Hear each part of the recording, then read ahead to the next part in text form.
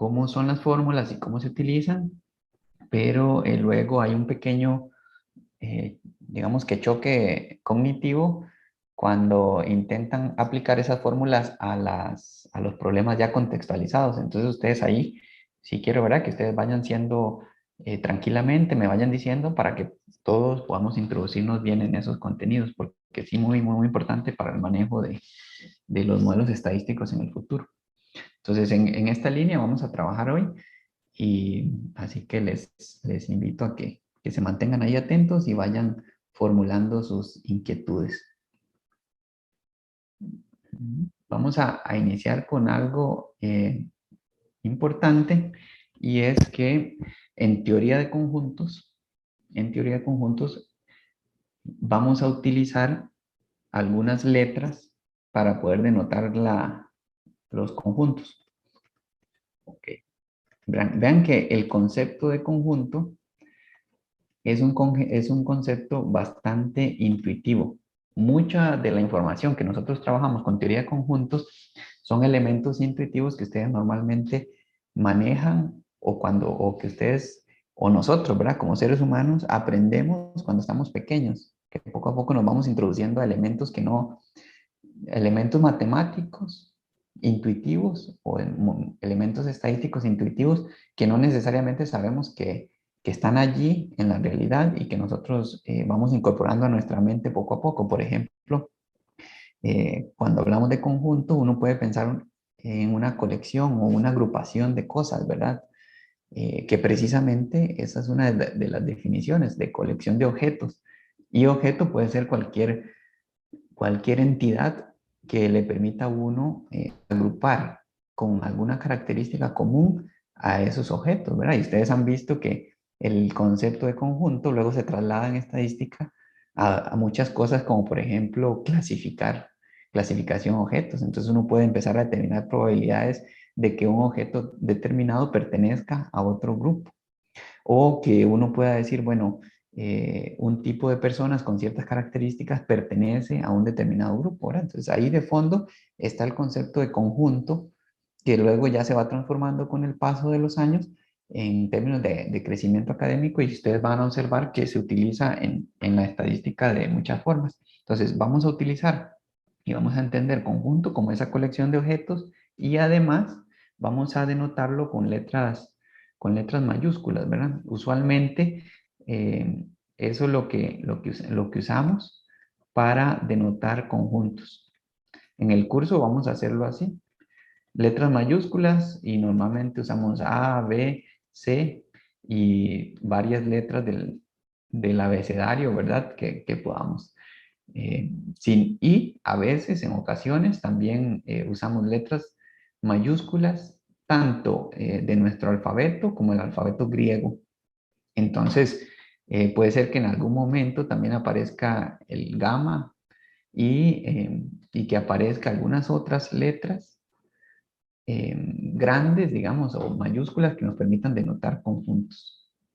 ¿Ok? Como ustedes saben, los objetos o los elementos, ¿verdad? Que es lo que vamos a decir, un conjunto conformado por elementos, vamos a denotarlos con letras minúsculas.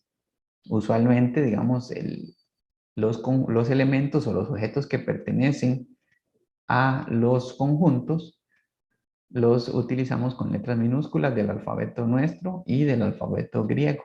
Entonces, digamos que usualmente se utilizan las últimas letras del abecedario, X, Y, Z, pero también obviamente podemos usar A, B y C como parte de los elementos, siempre y cuando sean elementos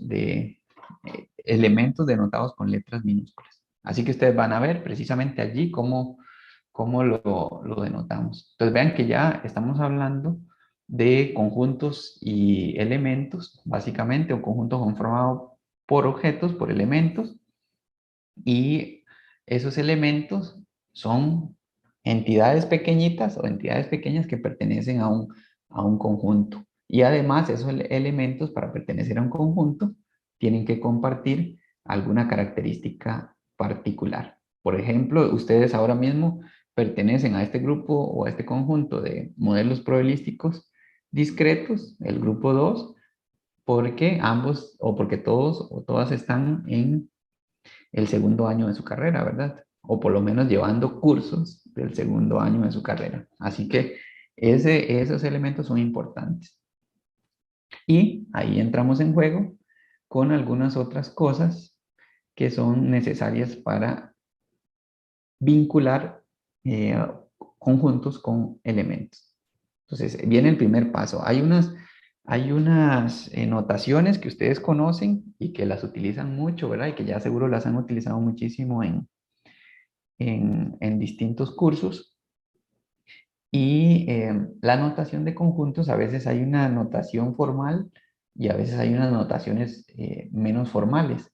Entonces, vamos a tratar de poder introducir algunos de esos elementos formales que ustedes conocen. Por ejemplo, ¿hay algún conjunto que ustedes, que en este curso vamos a utilizarlo así como conjunto vacío, que es esa letra phi con la raya o ese círculo y le pasamos una raya encima y ese vamos a denotarlo como conjunto vacío?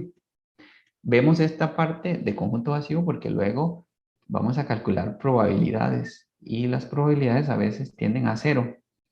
Entonces ahí es cuando empezamos a asociar qué tiene que ver el conjunto vacío con esas probabilidades que tienden a cero. Y vamos a utilizar, por ejemplo, conjunto universal, que es el conjunto que contiene todos los conjuntos. Y ese conjunto universal lo vamos a denotar normalmente con una letra U, ¿verdad? Que es el detalle.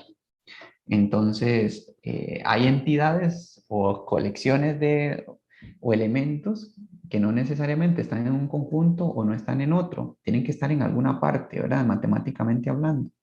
Entonces, sí, están en ese universo en ese universo de elementos. Así que ténganlo presente también de conjunto vacío y el conjunto vacío en ocasiones también ustedes van a encontrar que se denota mediante llaves, así totalmente sin nada en el centro, ¿verdad? Esas llaves, abierto y cerrado, esas llaves representan un conjunto y además, como no hay nada dentro, es un conjunto vacío. Esos son elementos importantes. Hay una cuestión cuando nosotros queremos decir que un elemento pertenece a un conjunto, entonces vamos a utilizar una letra que es como una E, pero un poquito más abierta, ¿verdad? Simplemente una E abierta para denotar pertenencia. Entonces, si ustedes tienen un conjunto A y yo quiero tener un elemento dentro de ese conjunto, un elemento X, vamos a denotar X pertenece, ¿verdad? Y se lee así, X pertenece o está dentro del conjunto. Ok, me van diciendo si hay alguna nota clara que necesiten acomodar. Y luego hay otro elemento que se llama subconjunto, ¿verdad? Porque precisamente hay conjuntos que pueden estar dentro de otros. Y para eso, entonces, también tenemos que tener alguna notación que nos permita poder decir cuándo formalmente, ¿verdad? Un conjunto pertenece a otro. Entonces, digamos, si ustedes tienen un conjunto A y tienen un conjunto B, y yo quiero decir que el conjunto A está dentro de B, entonces con esa notación de una C, con la rayita debajo, va a denotar el conjunto A que es parte o es su conjunto o está dentro de el conjunto B. Y de esa manera yo puedo decir que A y B son, o que A es su conjunto de B. Entonces de ahí es precisamente donde empiezan a salir algunos detalles que nosotros vamos a ir trabajando poco a poco y vamos a ir viendo algunas notaciones.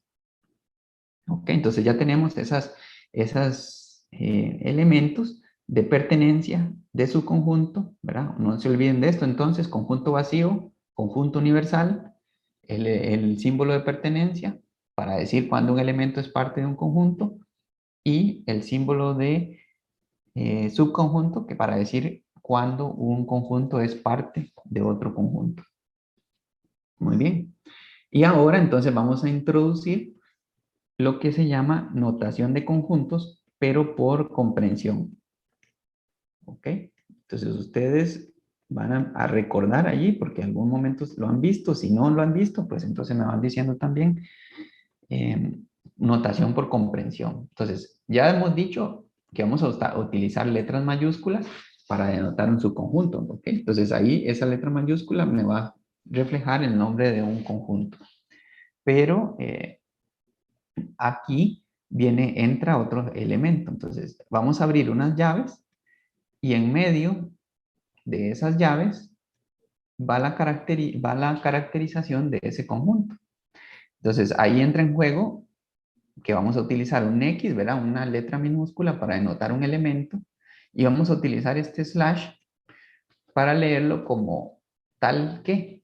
Entonces, todos los conjuntos van a tener entonces unas llaves y van a decir un elemento de ese conjunto, un elemento genérico que cumple con la siguiente condición. Entonces, X tal que lo que va a reflejar es precisamente eso, que el conjunto X, perdón, el conjunto A tiene un elemento o tiene elementos X, que genéricamente hablando, que cumplen con la siguiente característica, o X tal que cumple con una característica. Entonces aquí voy a poner X cumple con una característica.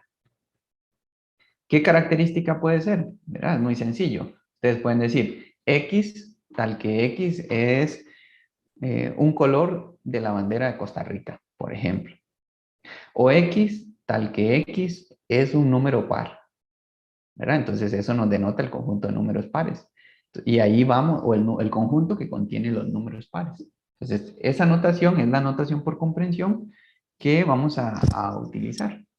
O la notación, digamos, por extensión, que es el otro tipo de notación que vamos a utilizar también en algunos momentos. ¿Ok? Notación por extensión. Y precisamente, entonces, cuando hablamos de notación por extensión, lo que vamos a hacer es poner las características. Entonces, digamos, aquí ponemos la característica 1. Ese sería el primer elemento. Y le ponemos la característica 2. ¿Ok? Aquí se me combinó el... Y característica 2, por ejemplo. Entonces, esa es la notación por extensión. Que yo lo que voy a hacer es precisamente, entonces, coger o tomar el, el conjunto, ¿verdad? Este conjunto que está por allí. Tomo este conjunto A. Voy a marcarlo aquí. Cojo el conjunto...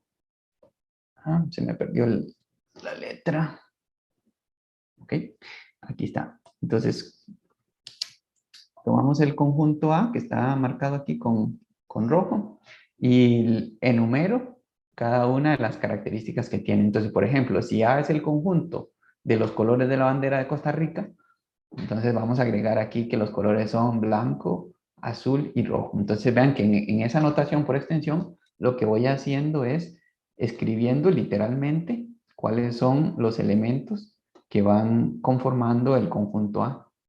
De esa manera, por eso se llama por extensión, porque vamos a ir denotando cada uno de esos conjuntos. Muy bien. ¿Estamos de acuerdo, Ingrid, con todo eso? Sí, profe. Ok, perfecto. Muchas gracias. Entonces, el siguiente punto precisamente va en esta línea. Vamos a denotar ya formalmente eh, cómo podemos vincular, digamos, un elemento o cómo podemos vincular un conjunto con otro. Entonces, esta relación, vamos a establecer la relación entre conjuntos, básicamente. Entonces, vamos a ir acomodando aquí que tengo que cambiar de lápiz para que quede bien. Entonces, cambio el lápiz y vamos a hablar sobre precisamente relación de conjuntos.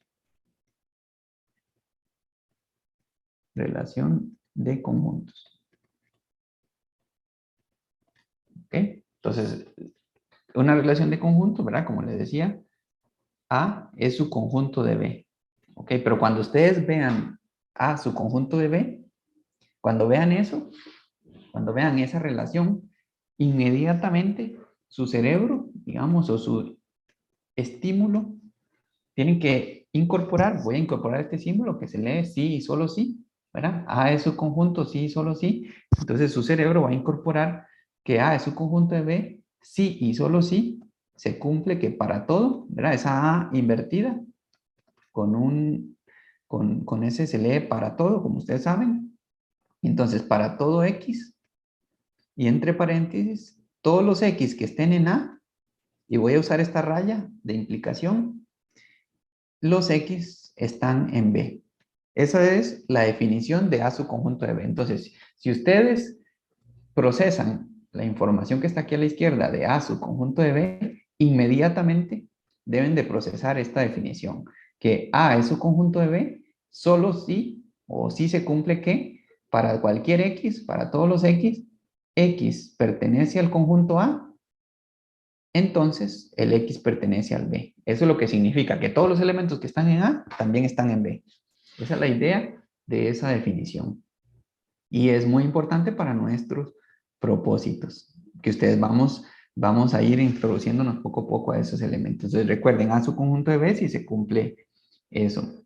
Sin embargo, en algunas ocasiones, ustedes pueden encontrar algunas propiedades, por ejemplo, que vamos a ir aquí notándolas. A partir de esta definición, ustedes pueden encontrar algunas propiedades como, por ejemplo, que A es su conjunto de A. O, lo que es lo mismo, A o un conjunto siempre es su conjunto de sí mismo, ¿verdad? Básicamente. Si ustedes tienen el conjunto B, ese conjunto es su conjunto de sí mismo, y B es su conjunto de B, A es su conjunto de B, de A, perdón. Y eso es muy importante para nuestros efectos. Y hay otra propiedad que me interesa mucho que también tenga, y es una propiedad que se llama la propiedad de transitividad. Es decir, que puede transferirse una información de un lado a otro. Entonces, si ustedes tienen que A es su conjunto de B, y voy a introducir aquí un nuevo símbolo que ustedes también han usado, y si no lo han usado, pues conózcalo, que es como una V para abajo, que se lee como I en nuestro lenguaje, ¿verdad? Entonces, A su conjunto de B y B su conjunto de C, observen entonces, A está parte de B y B es parte de C, eso implica que yo puedo decir que A es parte de C. ¿Ok? Observen allí precisamente que esa es la transferencia, ¿verdad? Básicamente, esa transición que yo puedo obtener, que si A pertenece a B y B pertenece a C, inmediatamente puedo decir que A pertenece a C. Y eso es lo que nos lleva a la conclusión importantísima de transitividad. Esa propiedad, que se llama transitividad, se utiliza mucho en teoría de conjuntos y muchísimo para el modelado estadístico que tenemos en nuestro curso. Y por supuesto en estadística, ¿verdad? En estadística, desde que ustedes empiecen ahora con esta propiedad de transitividad, tienen que trasladarla, abstraerla a muchos otros conceptos. El símbolo de su conjunto normalmente lleva esa línea debajo, ¿verdad? Como lo estoy utilizando, pero en ocasiones también uno puede utilizar la notación de su conjunto, no necesariamente con el símbolo de abajo, con la rayita, ¿verdad? Entonces yo podría utilizar A su conjunto solamente de B. Cuando no le ponemos la raya debajo, significaría que estrictamente, ¿verdad? Hay elementos de A que no están en B, ¿verdad? Aunque aquí con este A su conjunto de B, con la raya de abajo significa que todos los de A están en B, pero cuando es estrictamente que no incluye, entonces hay algunos elementos precisamente que están en B y que no necesariamente están en A. Entonces esa es una solución, digamos, también que significa, digamos, en términos de notación que ustedes también podrían utilizar. Entonces, nada más tienen que tener presente que cuando no está la rayita debajo del símbolo de su conjunto, vamos a tener que hay elementos de B que no necesariamente están en A. Y eso es la anotación que también se puede utilizar. Así que muy bien, Francisco, también por su pregunta. Muchas gracias. Ok, entonces, volviendo a esta propiedad de transitividad, vamos a ver algunos otros elementos, ¿verdad? Hay otras propiedades, como por ejemplo, una tercera propiedad, ¿cuándo es que decimos que un conjunto es igual a otro? Vean que es importantísimo ese elemento, porque vamos a comparar conjuntos, conjuntos que tienen elementos, conjuntos que tienen una característica, y entonces, ¿cómo vamos a decir? Si A es igual a B, ¿qué tiene que cumplirse a nivel matemático o a nivel intuitivo matemático para que eso ocurra? Entonces, vean la definición que vamos a utilizar precisamente para que ustedes lo tengan claro. Entonces, A es igual a B si se cumple lo siguiente, ¿verdad? Bueno, ahí me quedó muy feo ese sí, solo sí, voy a borrarlo. Ok, entonces, A es igual a B, sí y solo sí. Entonces, A es subconjunto de B, si se cumple eso. Y además, se tiene que cumplir que B es su conjunto de A. ¿Ok? Entonces, cuando demostremos que algo o que un conjunto es igual a otro, tenemos que demostrar estas dos propiedades. Que A es parte de B y que B es parte de A. ¿Para qué? Garanticemos de que todos los elementos que están en A estén en B y que todos los que están en B estén en A, y de esa manera podemos concluir que A y B son iguales, ¿verdad? Tiene que estar formalmente escrito para que nosotros podamos tenerlo presente. Así que de esa manera nosotros podemos decir que A es igual a B solo si, sí, solo si A es su conjunto de B y B es su conjunto de A. ¿Ok?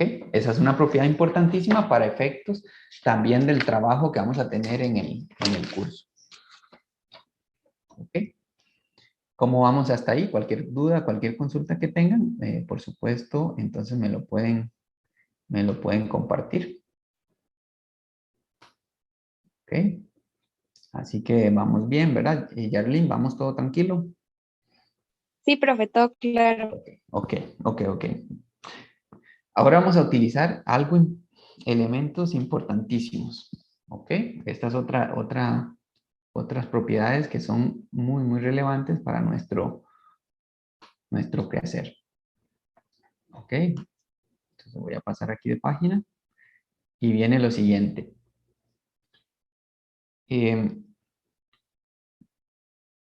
A, esta propiedad, intersección B. Aquí estoy introduciendo este símbolo de intersección para denotar cuando un conjunto comparte elementos con otro conjunto B.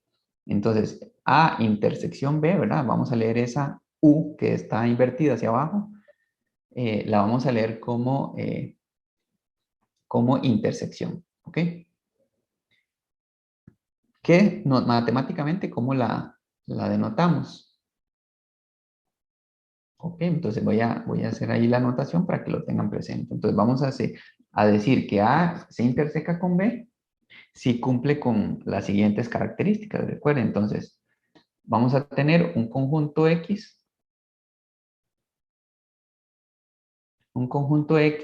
tal que, ¿verdad? Tiene que cumplir alguna característica.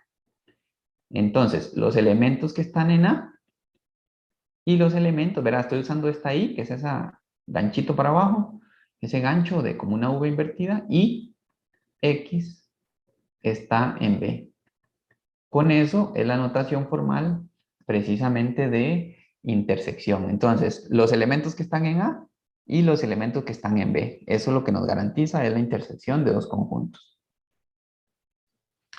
Y por supuesto, si ustedes intersecan, por ejemplo, si ustedes tienen, digamos, una intersección de A con B y el resultado de esa intersección es vacía, eso quiere decir que A y B son disjuntos. Este es importante porque lo vamos a utilizar mucho en probabilidad. ¿verdad? Cuando hablemos de dos eventos, que ya vamos a dejar de hablar de conjuntos luego, vamos a hablar de eventos, y entonces cuando no se tocan entre sí, ¿verdad? Cuando no hay ningún elemento en común y la intersección es vacía, quiere decir que A y B son disjuntos. Y nosotros, a nivel estadístico, también vamos a denotar, por ejemplo, con el símbolo de intersección, y vamos a hacer un contador de 1 hasta n, ¿verdad? Es decir, i va a empezar en 1, va a terminar en n, y vamos a denotar a sub i. Eso lo que va a significar en notación por extensión es que vamos a tomar A1 se interseca con A2, se interseca con A3 y se interseca así hasta A sub n. Entonces vean que es un contador. El i igual 1 representa el valor inicial donde puedo unir una cantidad o una serie de conjuntos.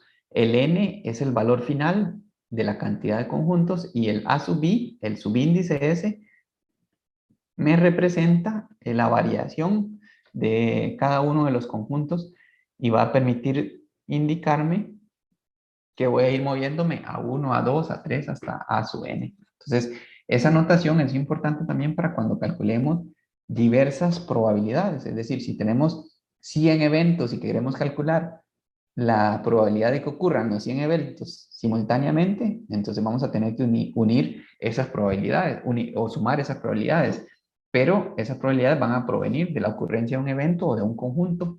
Y ese conjunto, entonces vamos a denotarlo de esa manera, esa unión. Esa intersección, perdón. Otra propiedad importantísima que ustedes tienen que tener es esta número 5, que es A unión B. Entonces, ¿qué significa a nivel matemático ahora que A se una con B? Entonces, recuerden, tenemos un elemento cualquiera X tal que cumple con la siguiente característica.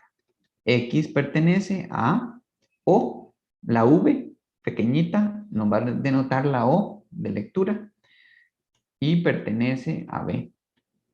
Entonces, si X está en A o X está en B, es lo que nos da el sentido de unión de conjuntos A y B. Observen la diferencia en la definición de intersección con respecto a la definición de unión. En el caso de la intersección tenemos un I y en el caso de la unión tenemos un O. Entonces, o está en uno o está en el otro. Esas son las razones, digamos, que nos indican la unión. Igual que en el caso de intersección, nosotros podemos unir una serie de conjuntos de la manera, ¿verdad? Con la simbología que tenemos de notación, como cuando ustedes la utilizan en otros cursos. Entonces tenemos las sumas, la unión, perdón, de i igual 1 hasta n de los a sub i. Entonces eso nos va a denotar que A1 está unido con A2, unido con hasta A sub n. ¿Ok? Entonces esa notación que ustedes utilicen, ya sea la notación larga, A1 unido con A2, unido con A3, unido con AN, o que utilicen la notación corta a través de la representación del número. Esos son elementos importantísimos para que lo vayan teniendo en cuenta en la manipulación de conjuntos. Y hay una sexta propiedad importantísima que ustedes también deben de conocer, que es la sexta propiedad, que es cuando restamos dos conjuntos. Entonces, ¿qué es lo que significa que al conjunto A le quitemos el conjunto B? Por notación, ¿verdad? Recuerden, X que cumple con alguna característica son los X que están en A y los X, ¿verdad? Y aquí aparece una nueva notación. Usualmente cuando decimos que no pertenece, le pasamos una raya encima. Entonces son todos los X que están en A y que no están en B. Eso significa restar los elementos de un conjunto A, restarle los de B. Y eso nos permite entonces poder tener resta de conjuntos. Quiere decir que entonces los X que están en A y no están en B. O los X que pertenecen a A y los X que no pertenecen a B. Esa sería la definición de diferencia de conjuntos. Y viene otro elemento importantísimo también, otra propiedad 7 que ustedes necesitan conocer y es la de complemento de A. Usualmente la C que está como exponente de un conjunto, esa C representa complemento. Entonces vamos a utilizar complemento de A, quiere decir, ¿verdad? La notación, vamos a utilizarla. En algunos libros ustedes se van a encontrar que el complemento también a veces lo denotan con una raya encima y a veces también lo denotan con una prima o con una comilla. Entonces, nada más hay que verificar con cuidado que la notación que se esté utilizando en ese libro haga clara referencia a lo que estamos hablando de complemento de un conjunto. Entonces, el complemento de un conjunto A son los X que van a cumplir con la siguiente característica. Los X, ¿verdad? Que están en el universo y los X que no están en A. Y además, para que eso ocurra, A tiene que ser su conjunto del universo.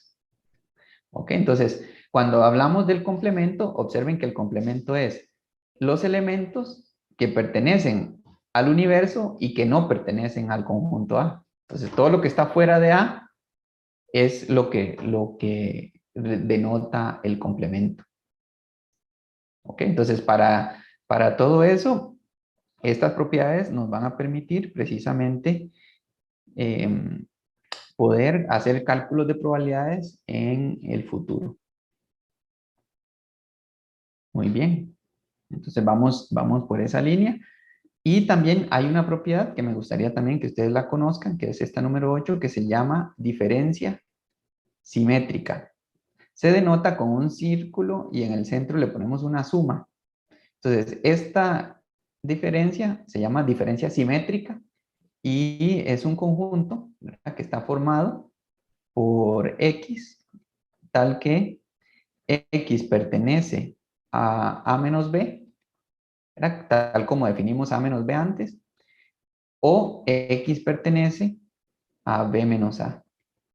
Esa sería nuestra definición de diferencia simétrica. Y entonces son todos los elementos que cumplen con la condición de que pertenezcan a la diferencia de A con B o que pertenezcan a la diferencia de B con A. Esa sería nuestra definición de diferencia simétrica que utilizaríamos para poder trabajar. ¿Ok? Entonces, digamos que a partir de esas 8 propiedades que ustedes en este momento entonces van a incorporar a su forma de pensar a nivel de teoría de conjuntos, ¿ok? Entonces, ustedes van a ir poco a poco, ¿verdad? Ir haciendo check, ¿verdad? Vamos a ir en esa línea. Entonces, ustedes van a empezar con notación de conjunto, van a recordar conjunto vacío, conjunto universal, el elemento de pertenencia, el elemento de su conjunto, la notación por comprensión, la notación por extensión, y luego van a empezar a relacionar conjuntos con una determinada cantidad de propiedades que son, por ejemplo, A su conjunto de B, A su conjunto de B y B su conjunto de C. Eso implica que A su conjunto de C, esa es la propiedad transitiva, muy importante para los efectos de los cursos. Pueden también saber que A es igual a B, sí, solo si A pertenece a B y B pertenece a A, o B, perdón, B, A es su conjunto de B y A es su conjunto de B y B es su conjunto de A. Una cuarta, que podemos intersecar conjuntos. Una quinta, que podemos unir conjuntos. Una sexta, que podemos restar conjuntos, ¿verdad? O que podemos encontrar la diferencia entre dos conjuntos. Una séptima, que nos va a permitir encontrar el complemento de un conjunto. Y una octava, que nos permite operar simétricamente dos conjuntos A y B. Entonces, a partir de ahí, ustedes van a resolver una serie de preguntas o de ejercicios como esta, por ejemplo. Yo les voy a decir, bueno, demostrar que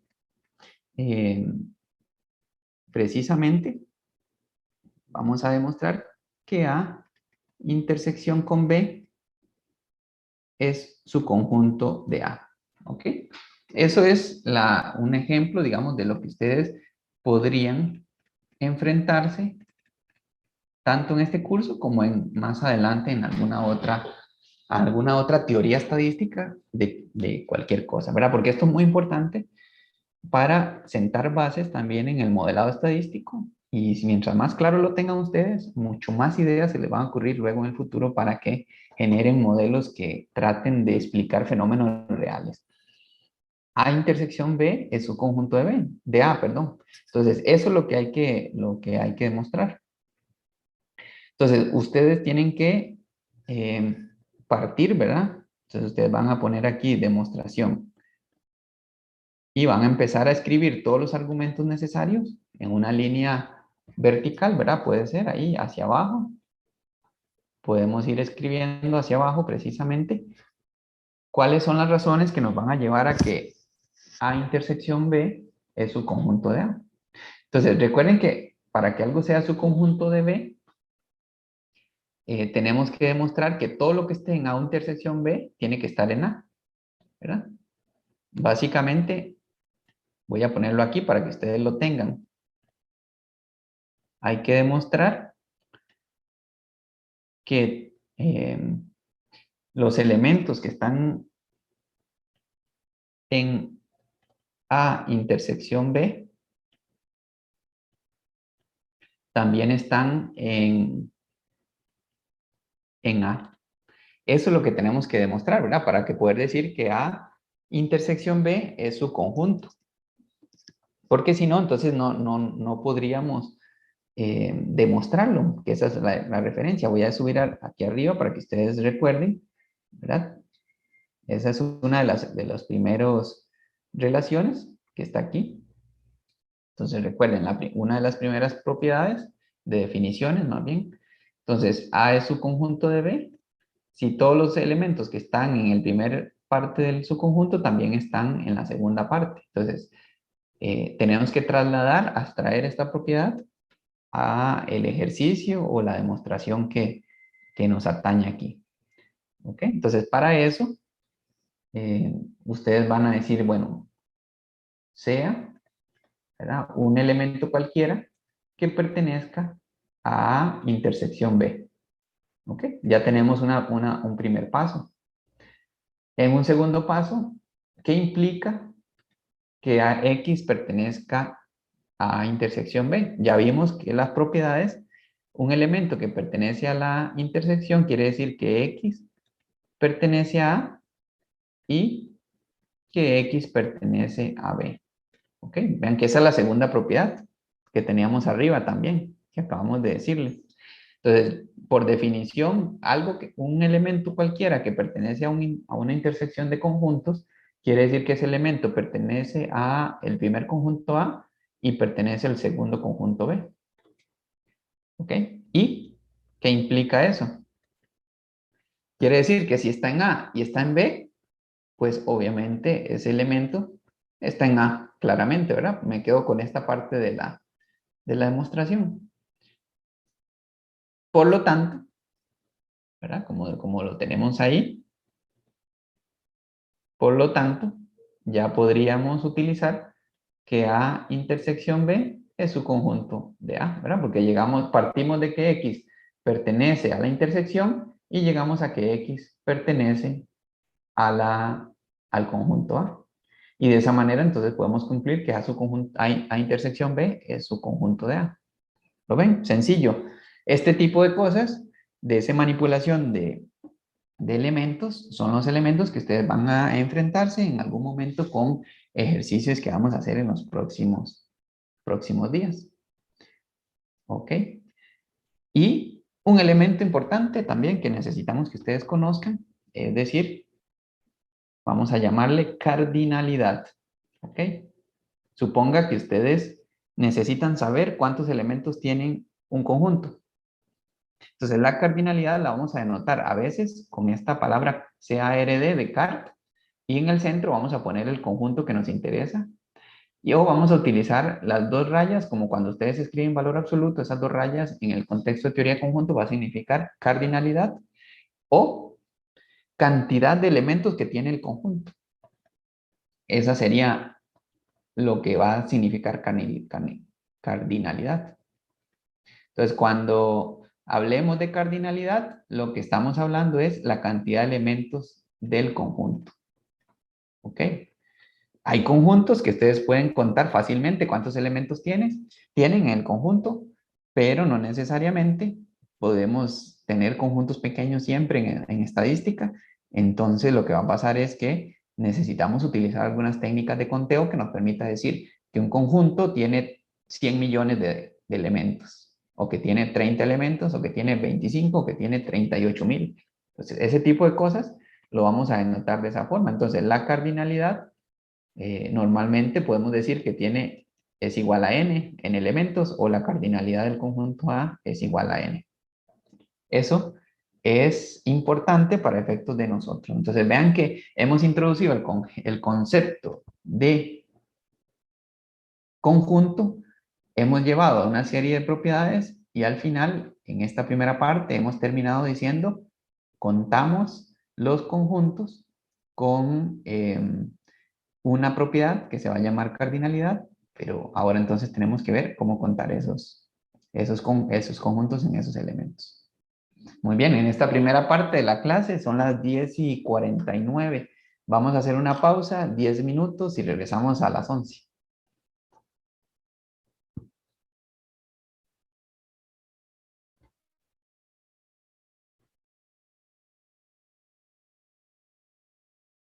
Recording stopped.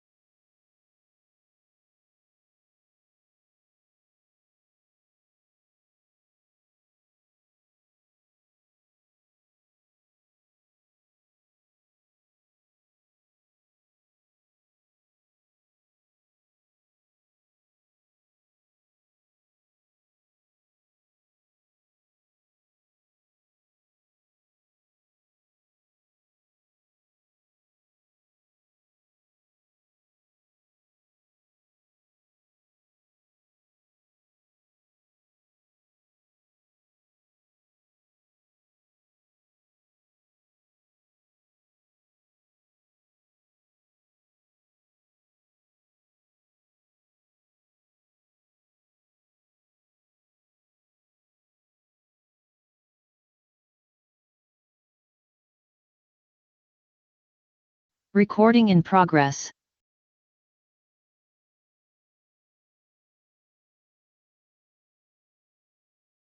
Muy bien, ahora sí, continuamos.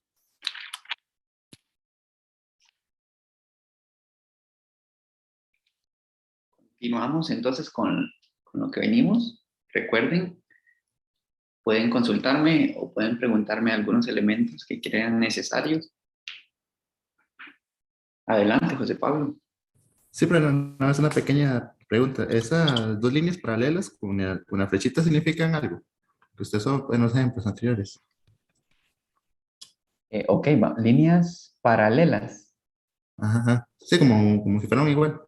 Y después que hacer una flecha. Digamos, suba un poquito más, un poquito, poquito. Ok. Me va diciendo... Ah, Creo que se le implica. Ok. Sí, el implica.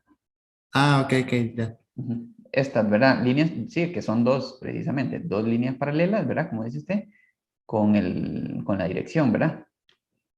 Ah, ok. Es que también vi que el propósito que implica era como una sola línea. Pero también. Ah, exacto. El implica en notación matemática se puede hacer de las dos formas. Puede ser así o puede ser así, ¿verdad? Lo que pasa es que para que hagamos la diferencia dentro de conjuntos, entonces vamos a utilizar la rayita solo para cuando estamos dentro del conjunto. Y cuando vamos a usarlo en demostraciones lo hacemos con dos. Ujú. Muy bien, muchas gracias, José Pablo. Excelente. Profe, gracias. Ujú. Adelante, Iván. Profe, ¿serías tan amable de volver a explicar esa demostración, por favor? Claro que sí. Excelente. Y vamos a ver. Entonces, aquí véanlo. Ahí, ahora que está toda escrita, eso nos ayuda también un poco más. Entonces, vamos a ir paso por paso. La demostración, entonces, el planteo del problema, lo que nos dice es, demuestre que cuando tenemos A intersección B, eso es su conjunto de un conjunto que se llama A. ¿Ok? Hasta ahí eso es lo que hay que demostrar. Entonces, por definición de subconjunto, entonces nos vamos a ir a la definición de subconjunto. La definición de subconjunto dice, para todos los elementos que están, por decirlo así, a la izquierda del símbolo de subconjunto, eso implica que esos elementos están en el conjunto que está a la derecha del símbolo de subconjunto. Entonces, por eso aquí pongo todos los elementos que pertenecen a la parte de A intersección B, implica que pertenecen a la parte de la derecha que están en A. Eso es lo que es la clave, digamos. Eso es lo que habría que demostrar. Ese es el elemento principal. Pero obviamente eso es a lo que hay que llegar. No podemos utilizar lo que hay que llegar para demostrarlo. Entonces, lo que vamos a hacer es en la demostración, voy a quitar esto para que no nos haga ruido. En la demostración, entonces lo que vamos a ir haciendo es lo siguiente. Vamos a decir, bueno, vamos a tomar, no sea, ¿verdad? Usted le pone como guste, ¿verdad? O tome X, o sea X, o usemos X, un elemento cualquiera que va a pertenecer, ese elemento cualquiera va a pertenecer a el conjunto de la intersección de A con B. ¿Ok? Ese es el primer paso.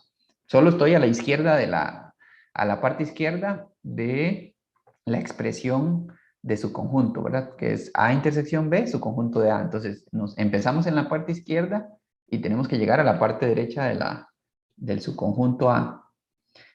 ¿Ok? Entonces ya nos damos ese conjunto ahí y utilizamos la definición de intersección. Entonces, cuando nosotros decimos un elemento X pertenece a la intersección, quiere decir que ese elemento X pertenece al conjunto A y además, ¿verdad? Con el símbolo de y además, y pertenece ese mismo elemento X, pertenece a B. Esa es la definición.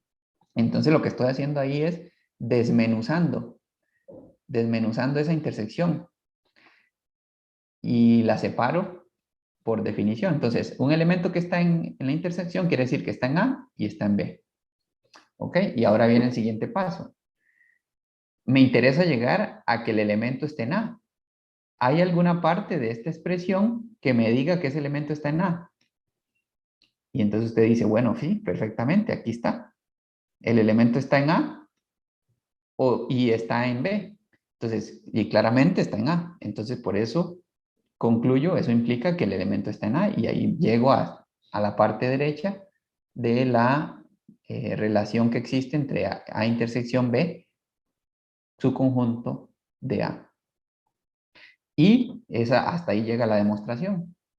Ustedes se van a encontrar también que en algunos libros, cuando ustedes terminan una demostración, ya sea que ponen un punto o aparece un cuadrito, ¿verdad? Como así, que un cuadrito pintado de negro, y entonces eso quiere decir que ahí se acaba la demostración.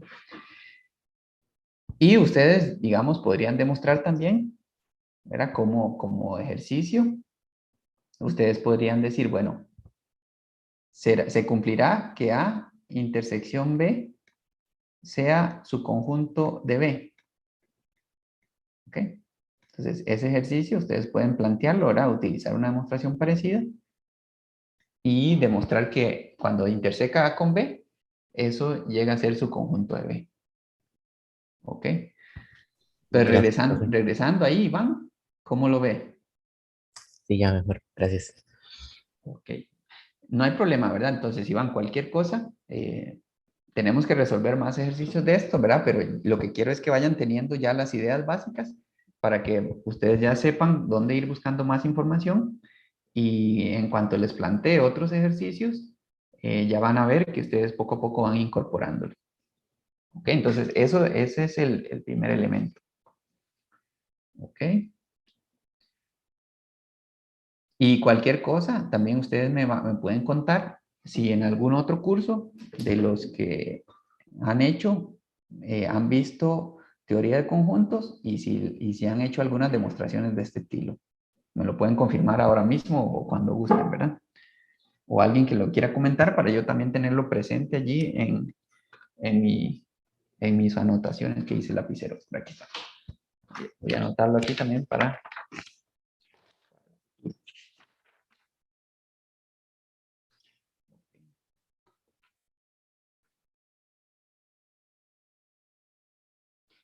Ok, muchas gracias, Daniel. Entonces, vamos a tratar, digamos, de empezar, digamos, con ese tipo de demostraciones y así ustedes también pueden ir viendo. Entonces, vean, les voy a dejar este ejercicio para que, para que ustedes también lo puedan resolver en estos días.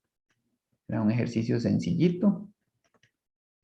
Bueno, no sencillito, hay que hacerlo, ¿ves? Nada más, pero para que ustedes lo puedan tener y me digan cómo les va. ¿Ok? Que se me hizo el lápiz.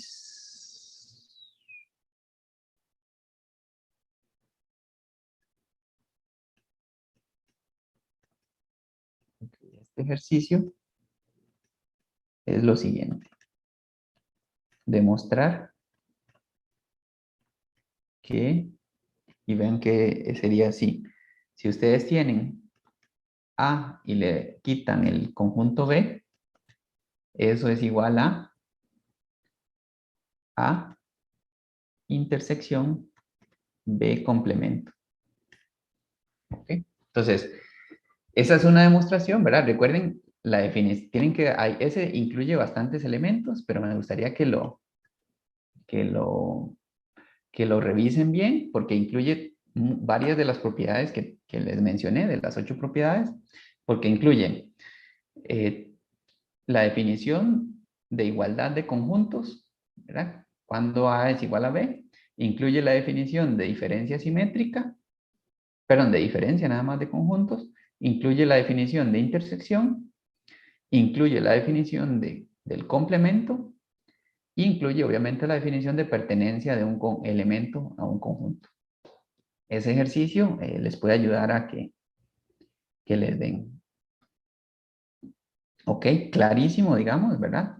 Todos esos están muy bien porque ustedes en algunos otros cursos han visto algunos elementos y se van a dar cuenta de la necesidad, digamos, de tener esa lógica, ¿verdad? Porque a veces hay una lógica de fondo que le ayuda a uno a intentar desarrollar algunos pensamientos o algunos procesos cognitivos adicionales que luego le ayudan a entender mucho mejor la estadística. Entonces, estas cuestiones de teoría de conjuntos son elementos a veces muy intuitivos, pero le ayudan a uno cuando se enfrente a problemas reales.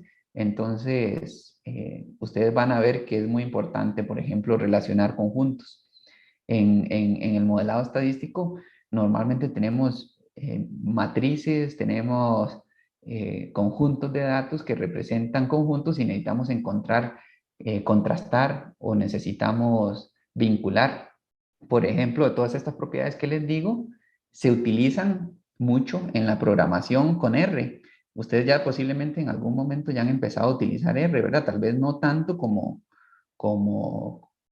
uno quisiera, digamos. Tal vez ustedes quisieran tener más introducción a la programación en R o algunos otros detalles, pero poco a poco ustedes se van introduciendo hasta llegar al cuarto año y estar muy, muy involucrados en eso. Pero muchos de estas propiedades que les acabo de mencionar se utilizan, por ejemplo, para manipulación de datos o manipulación de bases de datos dentro de la programación en R o en Python o en algún otro software. Entonces, por ejemplo, usualmente ustedes tienen que contrastar bases de datos y encontrar los casos que son comunes a las bases de datos. Entonces, todos esos elementos intuitivos de teoría de conjuntos están presentes por detrás, ¿verdad? Del pensamiento computacional y detrás del pensamiento estadístico y detrás del pensamiento matemático. No necesariamente tenemos que usarlos directamente así como lo estamos usando aquí de demostraciones, pero al generar las demostraciones, poco a poco ustedes van sintiendo cómo su mente va absorbiendo todos esos procesos y poco a poco van ustedes naturalmente trasladándolos a métodos estadísticos, a análisis multivariado, a teoría estadística, a probabilísticos continuos, y ahí va la cadena de pensamiento. Así que muchísimas gracias también para los que me van contando de en dónde es que lo han utilizado.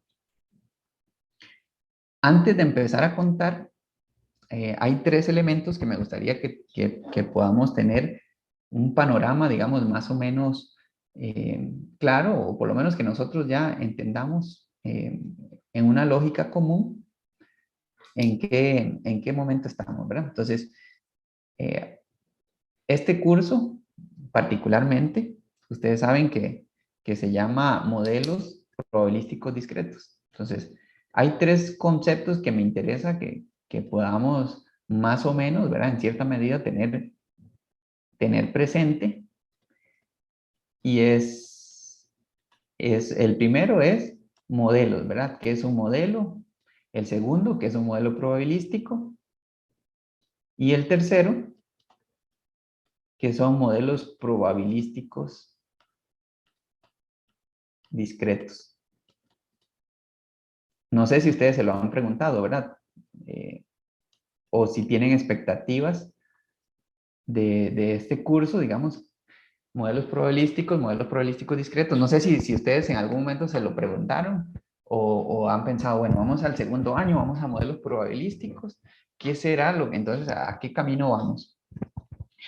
Entonces, a mí me encanta este curso en el sentido, ¿verdad? De que ayuda muchísimo en términos de ir planteándole a uno cómo ir pensando, cómo ir montando elementos necesarios para que cuando tengamos variables, ¿verdad? Variables que vamos a ver más adelante, poder ir moldeando esas variables y darle forma a través de algún concepto o algún elemento teórico que nos permita dar solución a los problemas. Entonces, modelos, ¿verdad? Ese es uno de los primeros elementos, que es un modelo. Dos, que es un modelo probabilístico. Y tres, que es un modelo probabilístico discreto. Y eso nos va a llevar a redirigir nuestro curso. ¿Hay alguno de ustedes o alguna de ustedes que se haya preguntado en algún momento qué es un modelo? O lo ha utilizado, digamos, sin necesidad de preocuparse de la definición, ¿verdad? Como ese tipo de cosas que nosotros hacemos a veces, que utilizamos definiciones y no necesariamente nos preguntamos semánticamente sí o semióticamente si hay alguna significado o algún concepto detrás que no necesariamente tenemos claro, ¿verdad? Hay diversas definiciones de modelos, pero me gustaría escuchar alguna de las que ustedes tengan. Si alguno o alguna tiene alguna definición así rápida, no importa que crean que esté bien o que esté mal o que esté más o menos, que la compartan con los demás. ¿Hay alguno de ustedes que la pueda compartir? Les doy un poquito de tiempo para que lo puedan tener. Entonces, José Pablo me dice que es como algo a seguir. Ok, voy a anotarlo así. Algunas ideas. Ok, ¿y qué significaría algo a seguir, José Pablo? Cuando se refiere a algo a seguir, ¿qué es lo que usted seguiría, digamos, cuando piensa en eso? Imitar, tratar como de copiarlo lo más exacto posible. Ok, y eso está muy bien, copiar, esa me gusta, no la había escuchado. Copiar o imitar, pero entonces, ¿y qué tendría que copiar? Y algo ya hecho o preparado, pensado. Ah, ok. ¿Podría decirme, digamos, algo hecho a qué se refiere? Como para darle una forma más particular. Bueno, no, es que el término, Sí, algo sí, así, sí. eso lo veo como cuando a veces uno le dicen, es que tal persona es un modelo a seguir. Entonces, ahí es donde le dan la idea de que tiene que imitarlo o inclusive hasta copiarlo, ¿ah? Ok, ok, excelente, ¿verdad? Y, José Pablo, nada más una pregunta más. ¿Usted cree que dentro de diferentes modelos hay alguna otra clasificación, digamos, que usted pueda decir, bueno, usted dice que el modelo puede ser algo a seguir, el modelo puede ser algo que no se siga también? Y como, digamos, que de que se puede hacer, sí. Ajá, ajá. De que está la opción, está. Pero ya, no sé si es la idea, digamos. Depende de la meta que se quiera conseguir. Ok, perfecto, excelente. Sí, sí, justo es eso, ¿verdad? Porque el término modelo es un término extremadamente general, digamos. Bueno, no extremadamente, pero sí es bastante general. Pero para seguir algo tiene que ser un modelo, ¿verdad? Que eso es lo que usted está diciendo. Eso me parece muy, muy interesante. Y, ¿y cómo verían ustedes si vamos hablando en modelos también en términos del mundo real, digamos, de lo que ocurre en el mundo?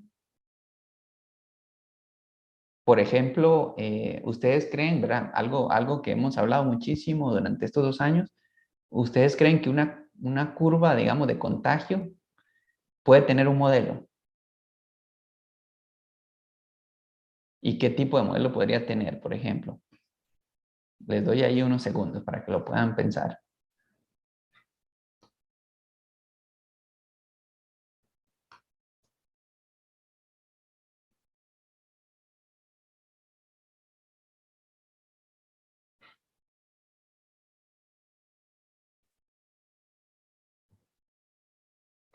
Ok, vamos a ver. Tienen modelos, ¿verdad? ¿Y por qué no? Ahora eso me interesa saber también. Lo que dice Daniel es que sí hay modelos, pero que no sé de qué tipos. Ok. Y Ana Paula pone exponenciales. Ok. Entonces,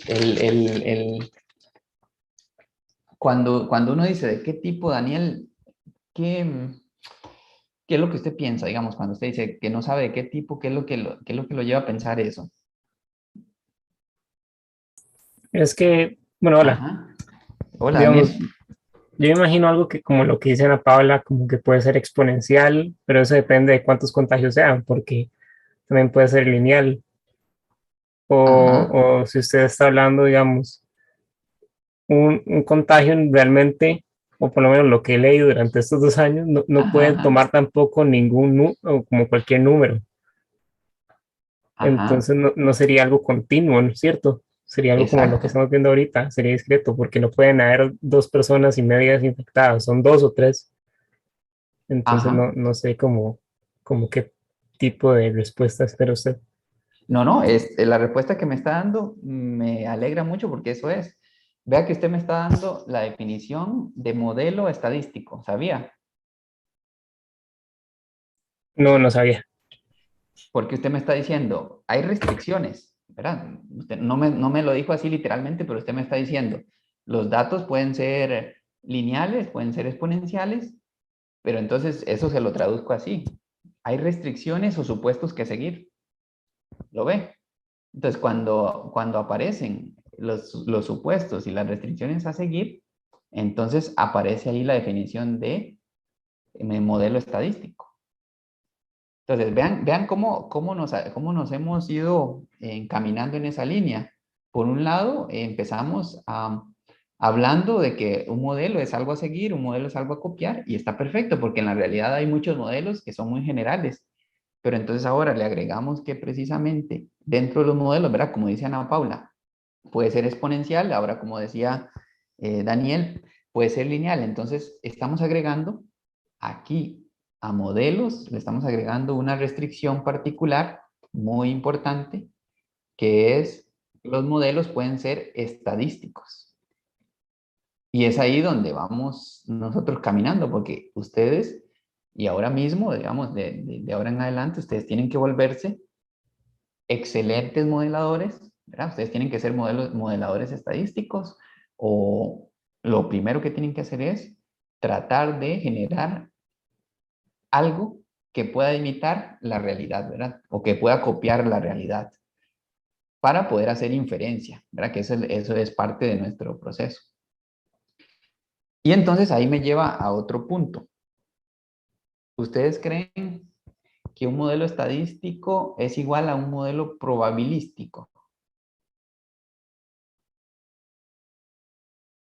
Les doy unos segundos a ver cómo pueden ayudarme con eso.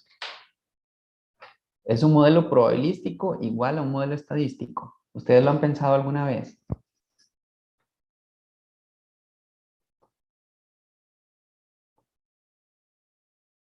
Ujú.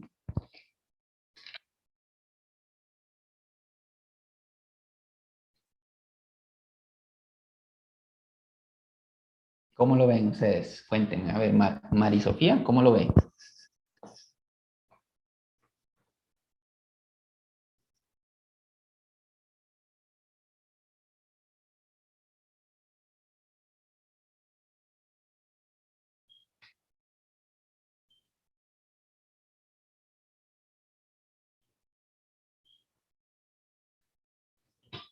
¿Cómo lo ven, Priscila? Usted que también está por allí.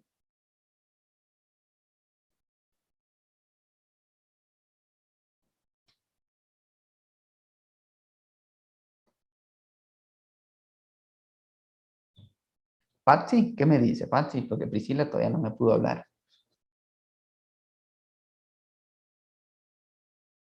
Profe, no sé, digamos, quizás el probabilístico podría tener algo como incertidumbre. ¿El Y probabilístico quizás podría tener? como más incertidumbre. Ok. Digamos, tal vez el estadístico más exacto. No sé. Está bien, está excelente lo que me está diciendo precisamente. ¿Verdad? Guiándome un poquito más o menos con lo que vi yo de mi carrera, ¿verdad? Más o menos. Ajá, ajá, ajá. No, pero está muy bien, muy bien. Precisamente por ahí va la línea. ¿Y qué es lo que genera incertidumbre? Digamos, ¿cómo Y no saber el resultado, no saber ¿verdad? el Como puede resultado? pasar, puede no pasar. Ok, Creo que excelente, va por ven. ahí. Excelente, Pachi. Qué dicha. No, me alegra mucho porque así justo es eso, ¿verdad?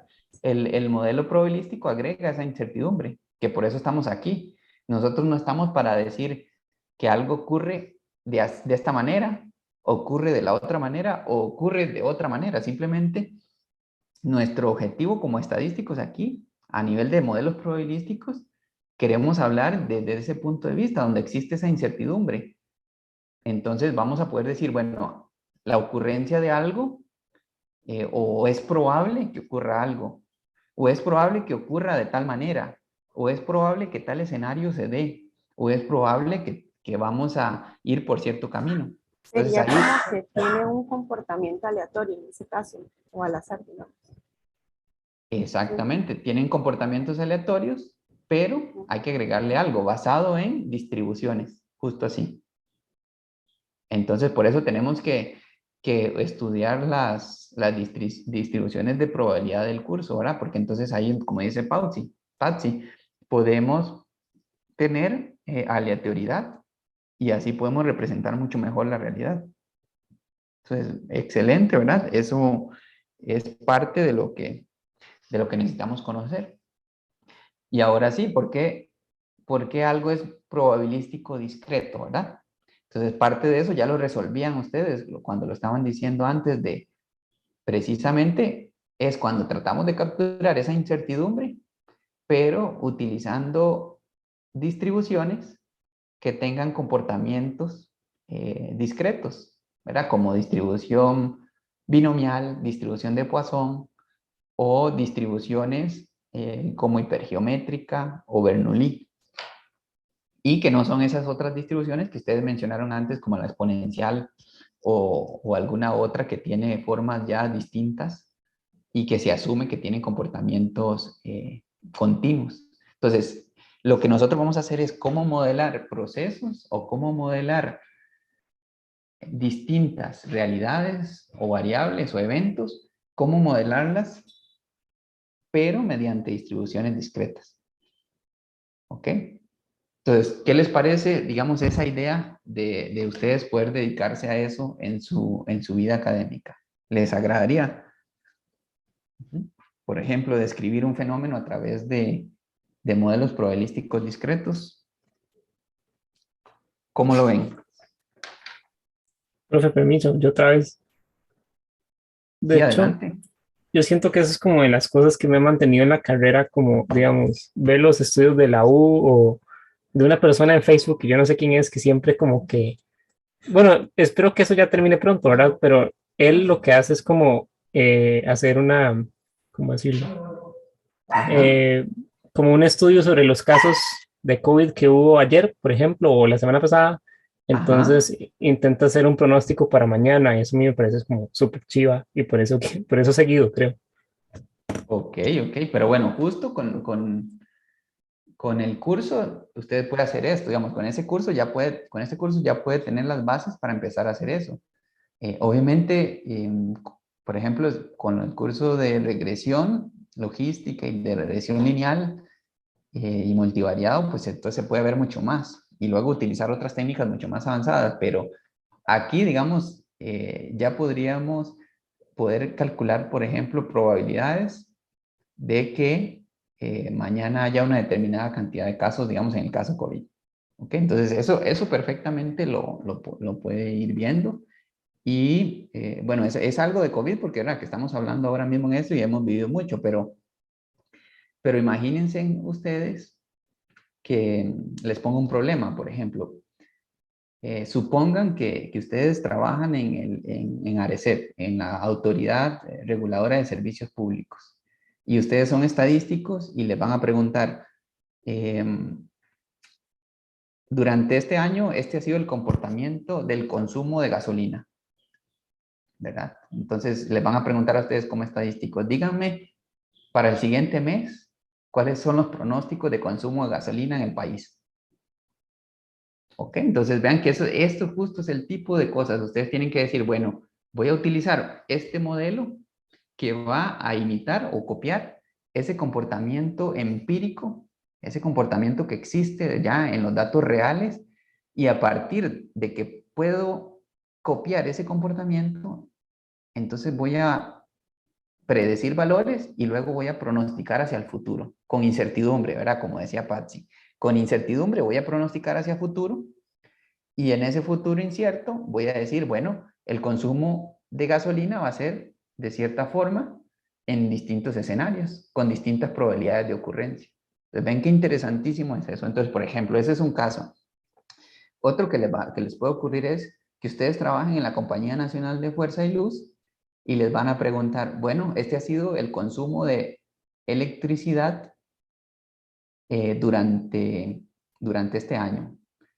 ¿Qué se esperaría o cómo sería el consumo de electricidad durante el año siguiente? Entonces, ustedes tienen que coger un modelo y tratar de generar ese consumo. ¿Para qué? Para poder establecer tarifas, por ejemplo, tarifas de precio de la electricidad, ¿verdad? Porque dependiendo del consumo que pueda existir, así pueden existir distintos precios. Entonces, ustedes tienen que generar un modelo que les pueda alimentar a esos tomadores de decisiones con base, con evidencia empírica, ¿verdad? Y evidencia teórica de cómo será el comportamiento. O, por ejemplo, si ustedes trabajan pronto o luego en un banco, por ejemplo, y en ese banco dan préstamos a personas y esas personas tienen un historial crediticio, ¿verdad? El banco tiene que estar seguro, ¿verdad? Y necesita saber si es probable, ¿verdad? Por eso digo, si al darle un préstamo a una persona, basado en ciertas características de la persona, si es probable que esa persona termine pagando el préstamo, ¿verdad? O si es probable que esa persona sea una persona que no va a pagar el préstamo. Entonces, ustedes como estadístico lo que tienen que hacer es buscar un modelo que les permita decir cuándo y bajo qué condiciones, cuál es la probabilidad de que alguien termine de pagar un préstamo. Y así, basado en esas condiciones, ustedes como estadísticos pueden alimentar el proceso de toma de decisiones de las entidades. ¿Ves? Entonces ahí ustedes pueden trabajar en riesgo de pago y los modelos probabilísticos, ¿verdad? Que en este caso vamos a empezar con modelos discretos, pero en el futuro ustedes van a ver modelos continuos y a partir de ahí van a poder generar predicciones y pronósticos y alimentar estimaciones que le puedan a la gente tomar decisiones. Entonces, por ejemplo, en riesgo de pago o en riesgo de impago, ustedes podrían, por ejemplo, utilizar un modelo logístico y le pueden determinar la probabilidad de que alguien pague o no pague. Y eso es magnífico cuando uno lo utiliza y ve que en la realidad funciona. Les pongo otro caso, por ejemplo. Supongan que ustedes trabajan en el Poder Judicial de aquí de Costa Rica y en el Poder Judicial necesitan saber cuál es la probabilidad de que estableciendo una pensión alimenticia para una persona, que la persona pague esa pensión, ¿verdad? Porque ustedes saben que hay diferentes condiciones de las personas cuando tienen una pensión alimenticia, ¿verdad? Puede ser que alguien tenga un muy buen trabajo y tenga un muy buen salario, otros pueden tener menos salario, otros pueden tener más salario, ¿verdad? En ese sentido.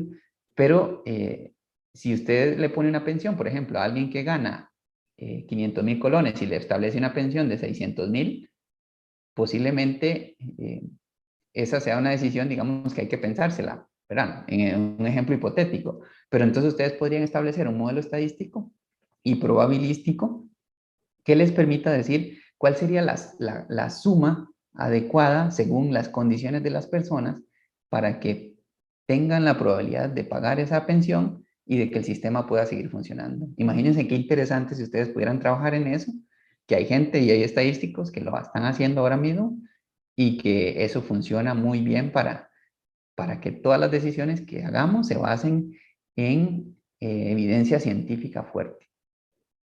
Eso es por un lado. Hay varios casos que también, por ejemplo, imagínense que ustedes trabajan en un sistema, exactamente, también para tipo de cambio y en el Banco Central las oportunidades de trabajo son muy altas en ese sentido de modelado. Ahora piensen en si ustedes trabajaran, por ejemplo, en un lugar donde hacen pruebas estandarizadas en las que hay que medir el conocimiento de las personas.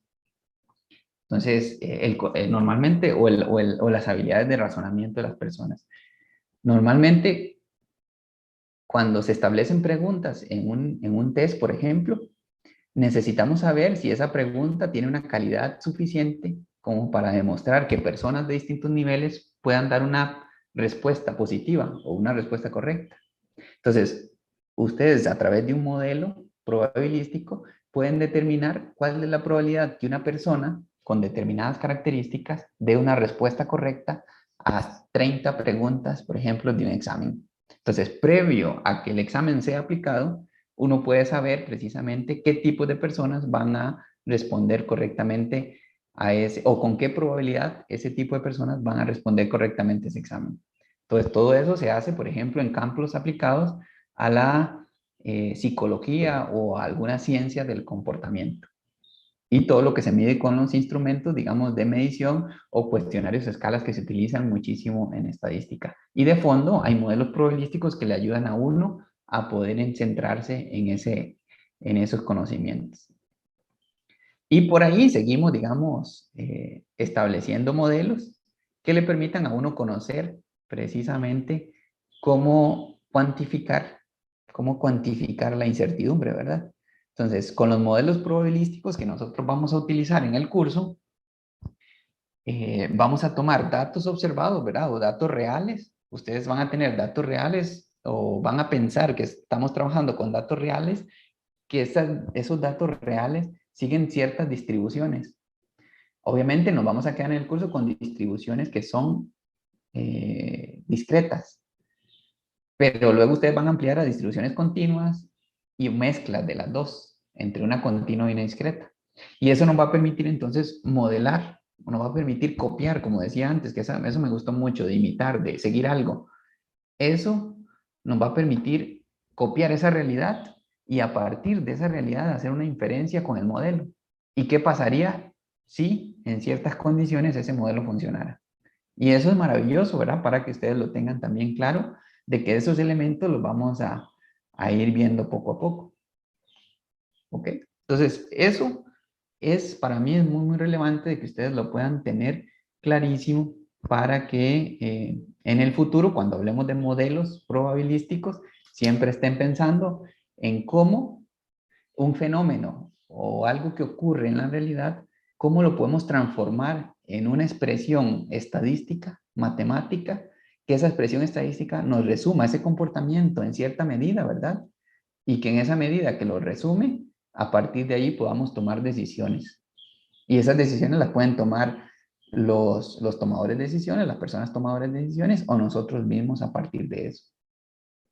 ¿Verdad? Como decían antes, imagínense que nosotros podemos decir que en los próximos meses va a haber un pico adicional de contagio, por ejemplo, por COVID, bajo ciertas condiciones. Digamos, supongan que ustedes pueden predecir eso. Eso significaría un paso muy importante para un país poder saberlo, porque así, en función de ese conocimiento, puede tomarse decisiones basadas en esos comportamientos. Así que ya luego les contaré un poco más también de algunos otros modelos que hemos desarrollado en investigación para que ustedes también lo puedan ver con respecto a predicción, por ejemplo, o cuestiones del uso del modelo en la imitación o en la copia de eso real. ¿Ok? Vamos a empezar ahora, en estos minutos que nos quedan, un concepto importante, ¿verdad? Como les decía, sobre combinatoria, para posteriormente pasar a lo que es la definición de probabilidad. Para la próxima semana, vayan pensando cuáles son los conceptos de probabilidad que tienen incorporados ahora mismo, digamos, que han ido entendiendo y que han ido incorporando en estos años o en este año que han estado en la carrera. Entonces, vamos a empezar con un principio que se llama principio precisamente fundamental. Es un principio fundamental de conteo.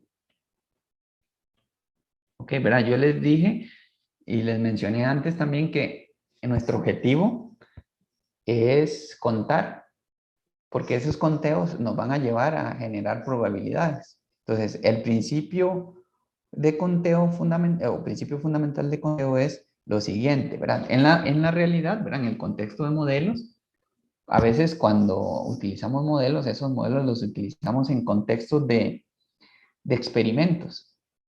Entonces, en estadística, ustedes van a llevar un curso que se llama el curso de experimentos. Y ese curso de experimentos ustedes se van a encontrar con un mundo fascinante de cómo manipulando variables podemos obtener evidencia científica para la toma de decisiones. Pero antes de llegar a ese curso, vamos a ver este principio fundamental. Ese principio fundamental de conteo es el siguiente. Si ustedes tuvieran dos acciones, ¿verdad? Si de dos acciones que ustedes podrían hacer, hay una de esas acciones que se hace de n formas. Ahora voy a ponerlo así. Una de las acciones se puede hacer de n formas. Esa es una de las primeras acciones que vamos a tomar. Entonces, hay dos acciones. Una la podemos hacer de n formas distintas. Y la otra la podemos hacer de m formas.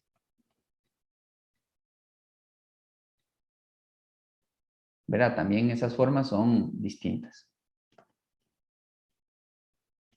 ¿Ok? Entonces ustedes pueden hacer un experimento de una forma, de n formas distintas, y pueden hacer otro experimento de m formas distintas. Por decirlo así, también un fenómeno lo podemos copiar de la realidad, lo podemos copiar con distintos modelos, ¿verdad? Básicamente es lo que podríamos decir, que algo ocurre y eso lo podemos modelar con n modelos, y la otra forma que lo podemos hacer con otros m modelos. Y a partir de ahí, entonces, si combinamos, ¿verdad? Entonces, si yo tengo esas formas, si combinamos las acciones, se podría hacer de n por m formas. ¿Okay? Ese es el otro punto. Entonces, si tenemos dos acciones, una se puede hacer de n distintas, la otra de m formas distintas, entonces la combinación de acciones se puede hacer de n por m acciones, o distintas más bien.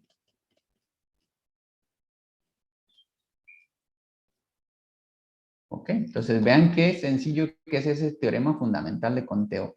Parece muy básico, pero vieran cómo resuelve la vida en la estadística y en la probabilidad. Me faltó aquí borrar algo. Aquí. Ok, entonces véanlo así. Ustedes tienen dos acciones. Una la pueden hacer de n formas, la otra la pueden hacer de m formas. Y la combinación de las dos es el producto de n formas de la primera por las m formas de las dos, de la otra. Entonces, esa combinación es n por m. Entonces, yo les pregunto, ¿qué pasaría si ustedes tienen 7 acciones y cada una de esas acciones se puede hacer de N1, N2, N3 hasta N7 respectivamente, formas distintas? Entonces, ¿cómo sería la combinación de esas 7 acciones o de cuántas formas distintas se podrían hacer esas 7 acciones juntas? Entonces, ustedes me van a decir, utilizando la abstracción y esta propiedad, entonces es simplemente multiplicar las formas de la primera acción por las formas de la segunda acción, por las formas de la tercera acción, hasta la cantidad de formas distintas de la séptima acción. Básicamente, N1 por N2 por N3, por N4, por N5, por N6, por N7, formas distintas. Ese es el principio fundamental de conteo que nos lleva precisamente a poder contar elementos. ¿Ok? Entonces, véanlo así. Entonces, si ustedes tienen un elemento o un conjunto que le vamos aquí a denotar omega, digamos, este conjunto está formado por 3 letras, A, B y C. ¿Ok? Simplemente ese conjunto tiene 3 letras, A, B y C. Y entonces, si yo les digo, bueno, ¿cuántos conjuntos podría formar a partir de las distintas formas de combinar estas 3 letras? ¿Ok? Entonces ustedes me van a decir en cierta medida, bueno, hay un conjunto que se va a llamar, por ejemplo, que va a estar formado solo por la letra A, ¿verdad? Porque eso es una posibilidad. Entonces ustedes tienen el conjunto y las formas distintas de poder acomodar o de poder arreglar esas 3 letras. Entonces va a ser un conjunto que tenga la A, y ustedes me van a decir, bueno, también puede ser un conjunto que tenga solo la B. Y otro dirá, bueno, no, también puede ser solo el conjunto que contenga la C. Y alguien va a decir, bueno, pero es que también A puede ir junto con B, pero también A puede ir con C. Y además, B puede ir con C. ¿Lo ven? Pero también ustedes dicen, bueno, es que un subconjunto, como les decía en la definición original de conjuntos, un conjunto puede ser su conjunto de sí mismo. Entonces yo podría tener un subconjunto que tenga las 3 letras. Y además, podría tener un conjunto adicional que se llama vacío. ¿Por qué? Porque yo digo, no, entonces también puedo conformar un conjunto que no tenga ninguna de esas 3 letras. Entonces, si ustedes ven el conjunto, pequeños subconjuntos que podría formar a partir de esas letras, entonces yo empiezo y cuento. Voy a tener, voy a contarlos aquí literalmente. Voy a tener 1, 2, 3, 4, 5, 6, 7 y 8. Observen. Entonces, hay 8 subconjuntos que puedo formar a partir de un conjunto que tiene 3 letras. Y ese conjunto le vamos a llamar, ¿verdad? Este conjunto tiene un nombre particular que se llama el conjunto potencia. Pero si yo digo que tengo 8 conjuntos, yo podría decir que la cardinalidad, ¿verdad? Como les mencionaba, o la cantidad de elementos que tiene omega, o de los conjuntos que podría conformar, entonces tiene n conjuntos. Bueno, en este caso la cardinalidad de omega son 3. ¿Ok? ¿Verdad? Porque tienen las 3 letras A, B y C. Y la cardinalidad de este conjunto que le vamos a llamar potencia de omega, ese conjunto de potencia de omega tiene 8 conjuntos. Entonces la cardinalidad de las potencias de omega es 8. Entonces observen que si ustedes tienen un conjunto A que está formado por 3 letras, hay un conjunto potencia que se llama el conjunto que contiene todos los subconjuntos posibles que podemos obtener a partir de un conjunto omega. Entonces la cantidad de elementos de un conjunto 3 nos da como resultado 8 elementos para el conjunto potencia.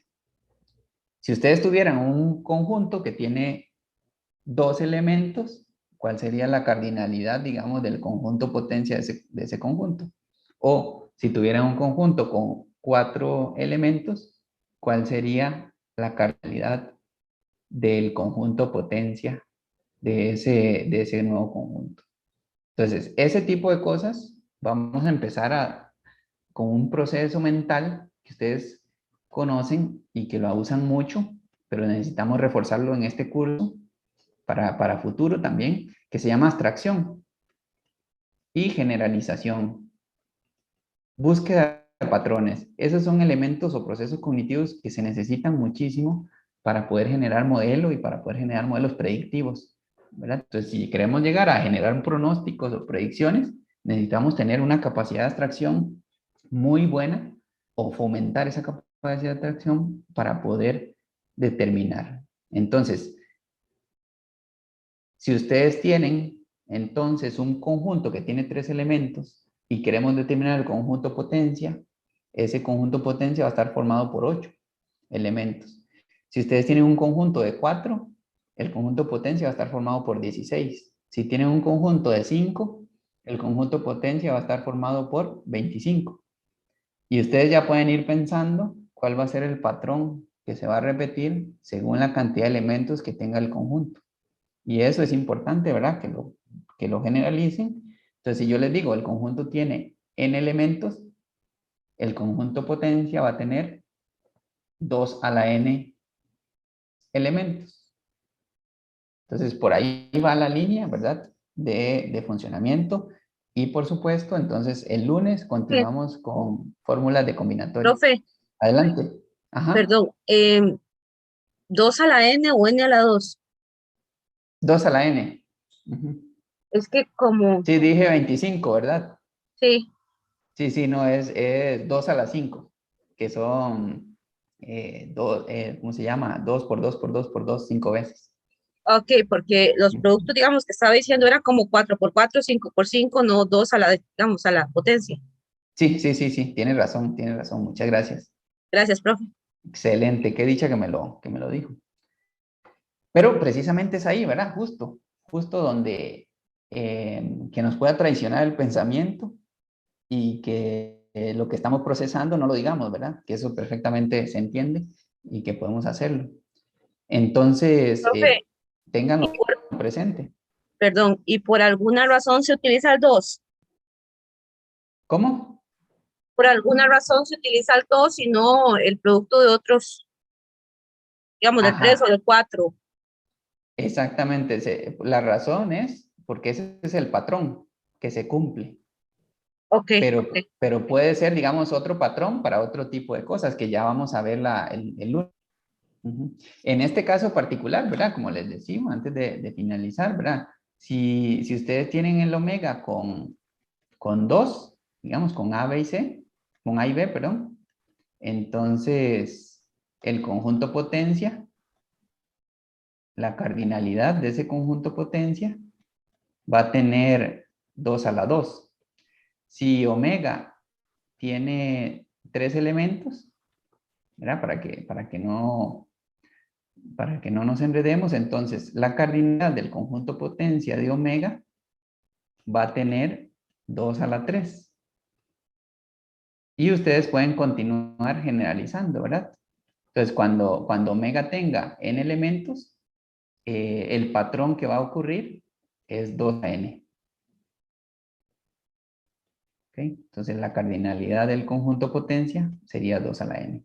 Entonces, con esto, ¿verdad? Por un lado, quiero ejemplificar que les quede de memoria ahí que mucho de lo que hacemos en estadística es mediante estas dos cuestiones, ¿verdad? Aparte de otras habilidades que tenemos que ir formulando, pero mucho es mediante abstracción y mediante generalización.